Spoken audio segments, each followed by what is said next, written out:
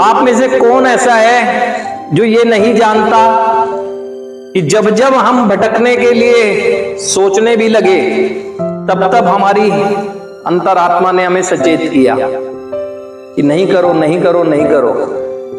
लेकिन यहां से हमने कहा नहीं, कुछ नहीं होगा, और जब गड़बड़ हो गई तो फिर पछताने लगे। आप में से कोई भी ऐसा नहीं है जिसको ये अनुभव नहीं है। जब जब हम गलत सोचते हैं तो एबनॉर्मलिटी से धड़कने लगती है, ये धड़कने एबनॉर्मल हो जाते हैं हम लोग ना। जब जब हम अच्छा सोचने लगते हैं और अच्छे दिशा में चलने लगते हो तो सामान्य स्तर पर रहती है और एक सुकून महसूस करते हैं हम लोग ना। तो आप अगर इस चीज को समझ नहीं पा रहे हैं तो इसका मतलब अभी अपने आप से बहुत दूर हैं आप। अपने आप से एक व्यक्ति अपने आप से दूर अगर है तो वो कैसे बेहतर जिंदगी जी पाएगा।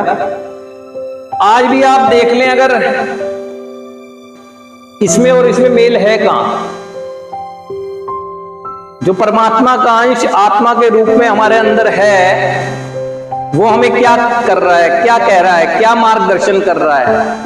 क्या मार्गदर्शन उसका मांग रहा हूं? क्या मैं उससे कह रहा हूं कि अब मैं जीना चाहता हूं, हिम्मत और शक्ति दे मुझे आगे बढ़ने के लिए और मुझे दिशा निर्देशन दे कि मैं कैसी जिंदगी जीऊं? चाहता हूं मैं? क्या उस चाहत के लिए प्रार्थना कर रहा हूं? क्योंकि चाहत तो आपकी है लेकिन फिर वो ये अनियंत्रित हो गई ना, चाहे नियंत्रण में ही नहीं आ पा रही है, दायरे से बाहर चला जाता हूं। क्या ये परमात्मा का अंश आत्मा के रूप में मेरे पास है और इसी का ही वजूद है? आत्मा के बिना क्या है ये हमारा वजूद? कुछ भी नहीं है। और आत्मा की आवाज नहीं सुन रहा और वो तो हमेशा मेरे साथ है। ईश्वर का अंश कहां ढूंढने जा रहा हूं है? और हम सोचते हैं यहां बैठ के ईश्वर नजर नहीं आता, लेकिन वो जब नजर आता है जब कुछ और नजर नहीं आता। ये आपके साथ पहले भी हुआ है। जब कुछ और नजर नहीं आया तो प्रार्थना में हाथ उठ गया कि पता था आपको कि कोई है जो मुझे संभाल लेगा, और उसने संभाला। तो आज अगर आपको जिंदगी दिख रही है, भटक रही है मेरी, तो फिर क्यों अपनी आत्मा के संपर्क में नहीं जा पाऊं? क्यों? यही तो मैसेंजर का काम वहां करेगी। ऊपर वाले ने जो तथास्तु कहकर भेज ही दिया। अब जो यहां चल रहा है और यहां में अगर मेरे अंतर रहेगा तो आप सोचे फिर जिंदगी फिर भटकने वाली है। आप सोचें ना, इस चीज को तो सोच के देखें। मैं कहता हूं कि सब गलत हो सकते हैं, सब गलत कह सकते हैं। जो ईश्वरीय अंश मेरे अंदर है वो मेरा मार्गदर्शन गलत कैसे करेगा? क्योंकि वो तो ईश्वर का अंश है। ईश्वर ने तो हमें इस धरती पर जो जन्म का अवसर दिया वो दिया ही जीने के लिए है, और ये अवसर उसने दिया है वो छीन भी तो सकता था। उसने पुनः अवसर दिया हमें जीवन जीने के लिए, तो वो हमारा मार्गदर्शन कैसे गलत करेगा? वो तो सबसे ठीक करेगा।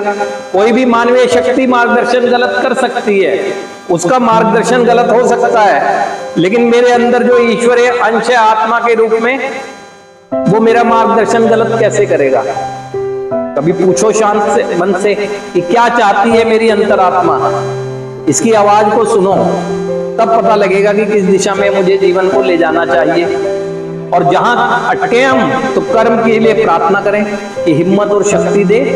जो मार्ग पर लाया है अब उसमें चलने के लिए मुझे हिम्मत और शक्ति दे, तब तो होगा। यहां कुछ हो रहा है, यहां कुछ और चल रहा है। जीवन जीना भी चाहता हूं, ऊपर वाले ने कह दिया तथास्तु। तो अब ये ऊपर वाला जो आपको दिशा निर्देशन दे रही है ये आत्मा, तो यहां से इसका कनेक्शन फिट तो करूं और चलूं ना फिर वैसे ही। नहीं तो पूछ लूं अपने आप से। एक भी ऐसा नहीं है हम लोगों में से जब जब उसकी सोच मार्ग को भटकने की आई तो उसकी धड़कनें नहीं बढ़ गई। आज भी जब जब मेरे को कोई नकारात्मक विचार आता है, नकारात्मक विचार मेरी जिंदगी को भटकाने वाला जो विचार होता है, तो सामान्य स्थिति नहीं रहती है। उसका प्रभाव हमारे पूरी बॉडी लैंग्वेज पे आ जाता है।